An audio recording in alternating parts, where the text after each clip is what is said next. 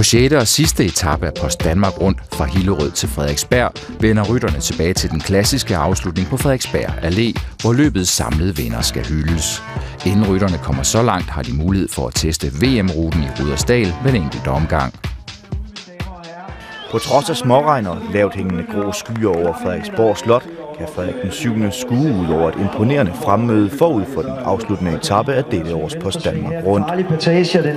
Og de mange tilskuere sender Gerrans, Benati og de andre ryttere ud på de sidste 159 af i alt 830 kilometer. En af de danske profiler, Matti Brachel, er dog ikke til start. Han er udgået med feber.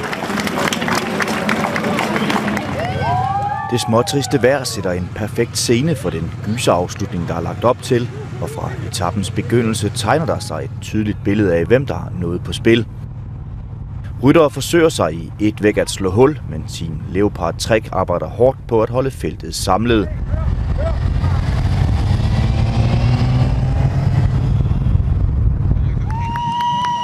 Allerede efter 62 km skal der nemlig køres som de første bonussekunder, som Benati formentlig godt kunne tænke sig. Resultatet er et opskruet tempo, som her, hvor feltet suser forbi syd for Sørup.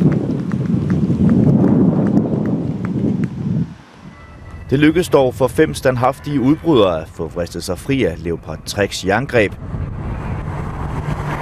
Det er australieren Jack Bowbridge fra Garmin Cervelo, der sidder sammen med en dansk kvartet bestående af André Stensson fra Saxo Bank Sundgard, Christian Sobota fra Christina Watches OnPhone, Asbjørn Krag Andersen, Team Post Danmark og Lasse Bøgman fra Gluder Marstrand, LRØ Rådgivning.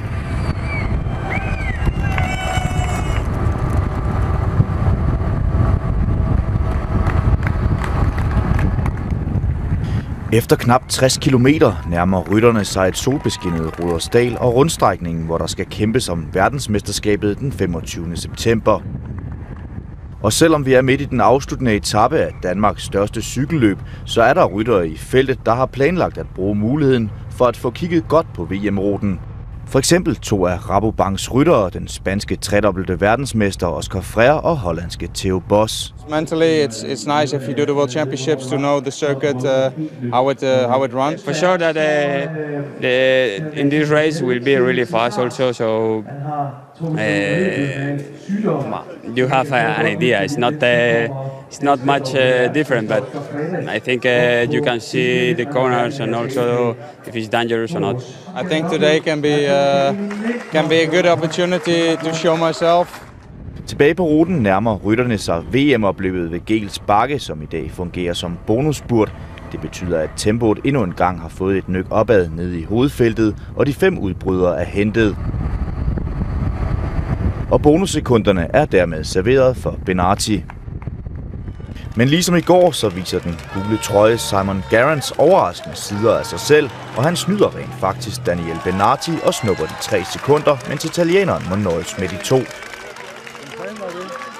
Leopard Treks hårde arbejde gav altså bagslag, mens bonussekunderne udover at give Gerrans et forspring på 9 sekunder, må give australierne en endnu større tro på den samlede sejr. 3 kilometer efter bonusspurten er det tid til dagens første bakkespurt. Den bliver vundet af Type 1 Sanofis Alessandro Bassana foran sidste års bakkemester Michael Reis fra Christina Watches OnPhone. Og de bruger samtidig bakkespurten som afsæt til et nyt udbrud og får selskab af Vacan Soleils Pim Ligtart, Mathias Brandl fra Geax og Nicky Østergaard fra Gluder Marstrand LRØ Rådgivning. Og 5 bliver lidt senere til 7, da også gårsdagens enkeltstartsvinder Richie Porte og Konagos Pascalon kommer op.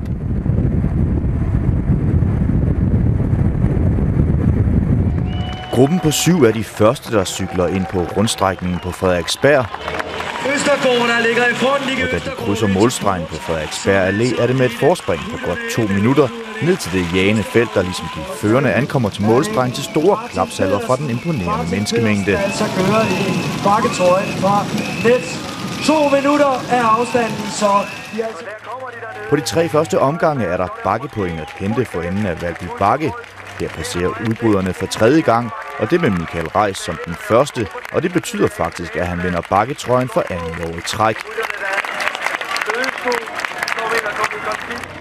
Den hidtidige ejer af bakketrøjen, Martin Petersen, har ikke kunne forsvare sin trøje, da han har arbejdet for Bennati. Og her, da hovedfeltet krydser målstregen for 3. gang, har Petersen og Leopard Trek der også scoret forspringet til 1,5 minut.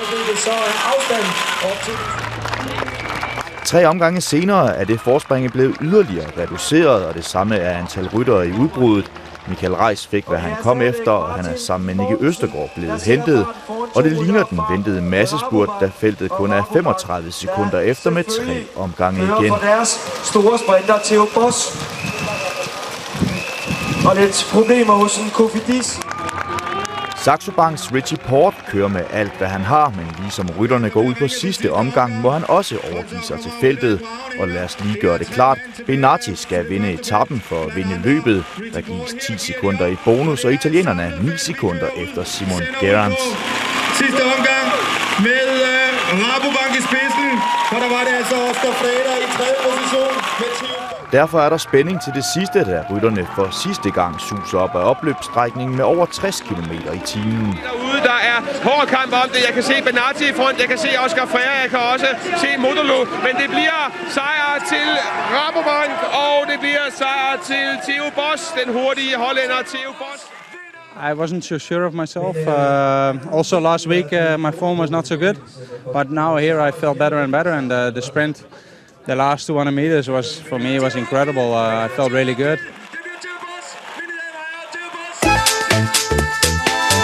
Theo Boss fra Rabobank tog sig årets 6. og sidste etape i Post Danmark rundt med sejren på Frederiksberg Allé. Modolo og Biletti kom ind på de næste pladser, mens Kasper Dein Larsen var eneste dansker i top 10 på etappen. Sascha Modolo opnåede 2 etapesejre på Post Danmark rundt og en anden plads, og blev dermed en velfortjent vinder af pointtrøjen. Ungdomstrøjen gik til Sean Cousin fra Europcar. Den eneste podietrøje med en dansker i efter sidste etape blev bakketrøjen, som gik til Michael Reis fra Christina Watches. Det betyder rigtig meget. Det betyder rigtig meget for holdet. Vi har ikke helt indfriet de forventninger, vi havde, da vi gik ind i det her cykelløb, og det her det der plaster på sort, det er helt sikkert. For anden gang i løbets historie bliver Post Danmark rundt vundet af en australier. Simon Gerrans forsvarede sit forspring på 9 sekunder til Bennati. Michael Mørkøv blev bedste dansker i løbet og kom på podiet som samlet 3'er.